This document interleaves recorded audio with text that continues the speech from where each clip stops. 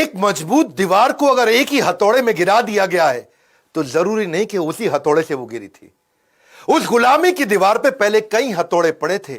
आखिरी हथौड़ा जो गांधी नेहरू ने मारा, जरूरी नहीं कि आजादी उन्होंने दिलाई। लाला लाजपत राय, बाल गंगाधर तिलक, भगत सिंह, चंद्रशेखर आजाद, अशफाक उल्लाह खान, उधम सिंह और नेताजी सुभाष चंद्र बोस, इन्होंने कई चोटें मारी थी जिसके कारण वो कमजोर हो पाई और उसी के बाद हमें आजादी मिल पाई। हथौड़े की चोट वो इतनी इंपैक्टफुल थी कि गुलामी की दीवार को हिला के रख दिया। नेताजी सुभाष चंद्र बोस, पहली बार नेताजी शब्द गढ़ा गया, खुद से नहीं बनाया, दुनिया ने कहा। शुरू से शुरुआत करते हैं।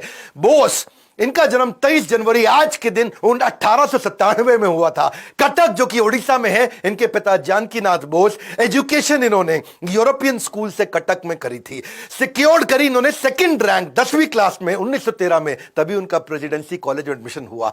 एक्सपेल कर दिया गया बाद में उनको प्रेसिडेंसी कॉलेज से, क्योंकि ये थोड़े नेशनलिस्ट थे, एक्टिविस्ट थे। 1916 में इनको निकाल दिया गया। वैसे बता दें आपको, देशभक्ति का जुनून जब सर पे छा जाता है तभी करियर छोड़ के राष्ट्र की सेवा में बड़ा मजा आ जाता है। ब्रिटिश सरकार ने भारत की स्वास्थ्य सेवाओं का बुरा हाल किया हुआ था, इतना बुरा हाल किया हुआ था, इतना नजरअंदाज कर दिया था कि बड़ी बड़ी बीमारियों का अटैक चल रहा था और ये गरीबों की सेवा करना चाहते थे। Plague, cholera, malaria, small pox, chicken pox, influenza, खतरनाक बीमारियां थी। इसी दौरान कॉलरा के कारण, कॉलरा मतलब हैजा, उसके कारण लगभग 2.5 लाख लोगों की मौत हो चुकी थी। कई बार कॉलरा लौट लौट के वापस आ रहा था। चारों तरफ महामारी आ चुकी थी, बुरा हाल था। लाशें ऐसे पड़ी थी जैसे मक्खियां भिनभिना रही है, मक्खी मच्छरों की तरह लाशें पड़ी थी।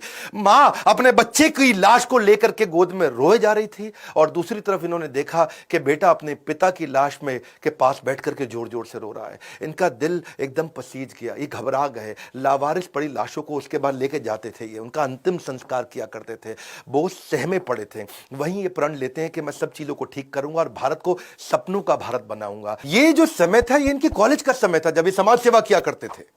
तो जिंदगी के 2 हिस्से बने। शुरुआत का समाज सेवा का हिस्सा था, उसको बोलते हैं स्पिरिचुअल सर्विट्यूड, बाद में बना इनका सोशल एटीट्यूड। पर समाज सेवा के दौरान भी, उस समय भी ये इतने बढ़िया लीडर थे कि इनको स्टूडेंट काउंसिल का हेड बना दिया कॉलेज में।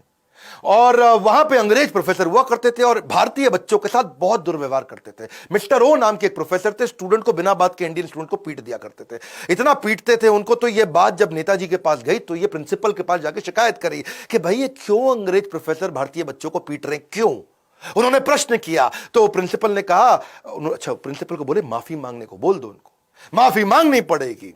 प्रिंसिपल ने कहा यार क्यों माफी मंगवा रहे हो, डिपार्टमेंट हेड है, कोई बात नहीं, ऐसा होता रहता है। नेताजी ने कहा मैं स्ट्राइक करूंगा। कुछ नहीं हुआ, फिर इनको स्ट्राइक करनी पड़ी और जब स्ट्राइक करी तो बात अखबारों में आ गई।